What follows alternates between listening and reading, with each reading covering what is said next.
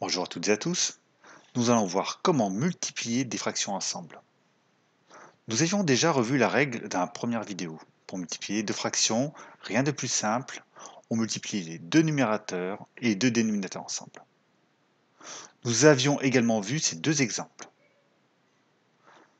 Pour le premier, on applique la règle. 5 fois 4, ça fait 20, et 7 fois 3, ça fait 21. Pour le second, il faut d'abord se rappeler que 3, c'est la même chose que 3 sur 1. On peut donc maintenant appliquer la règle, 3 fois 5 ça fait 15, et 1 fois 6 ça fait 6. Donc on trouve 15 sur 6. Et à cette occasion, je vous avais rappelé un principe qu'on applique systématiquement, il faut toujours simplifier au maximum. Or, ici il se trouve qu'on peut simplifier 15 sur 6, car 15 et 6 sont tous les deux des multiples de 3. Et en simplifiant par 3, on trouve 5 demi.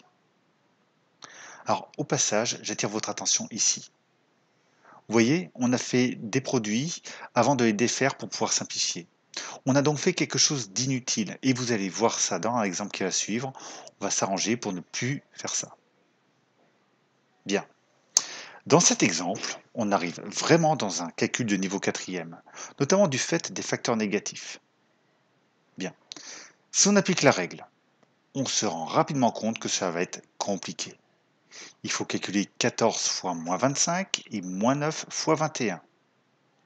Alors, on peut toujours poser les multiplications. Et on trouve, si on ne se trompe pas, moins 350 sur moins 189. Et maintenant, il faut simplifier. Donc, autant dire qu'on ne va pas y arriver comme cela. Il nous faut une autre méthode. Alors, déjà, pour commencer, on peut remarquer que les facteurs négatifs sont une complication supplémentaire.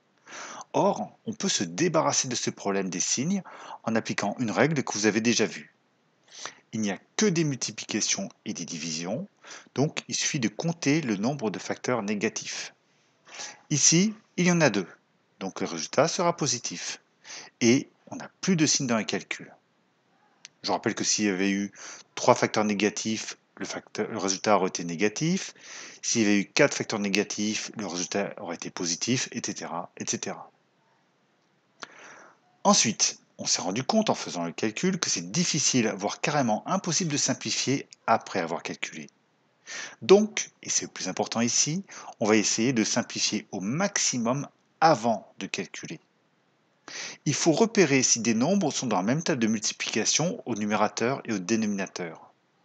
Et ici, on a 14 et 21 qui sont dans la table de 7. 14 est égal à 2 fois 7 et 21 c'est 3 fois 7. On peut donc simplifier par 7 et finir le calcul. Il reste 2 fois 25 et 9 fois 3 et on obtient donc 50 sur 27. Dernière chose à faire, revérifier pour voir si on ne pourrait pas simplifier encore, car on ne voit pas forcément tout ce qui peut se simplifier du premier coup. Et pour ça, il y a la checklist des critères de divisibilité. On ne peut pas simplifier par 2, car 27 est un nombre impair. On ne peut pas simplifier par 3, car 50 n'est pas dans la table de 3. En effet, 5 plus 0, ça fait 5, et 5 n'est pas dans la table de 3, donc 50 ne l'est pas non plus. On ne peut pas simplifier par 5 à cause de 27. Et on ne peut pas simplifier par 7 car ni 50 ni 27 ne sont des multiples de 7. Alors, en théorie, il y a un peu plus que ça à vérifier, mais au niveau quatrième, on s'arrêtera là. Et d'ailleurs, vous verrez en troisième la méthode générale qui permet de simplifier toutes les fractions. Voilà pour les multiplications de fractions.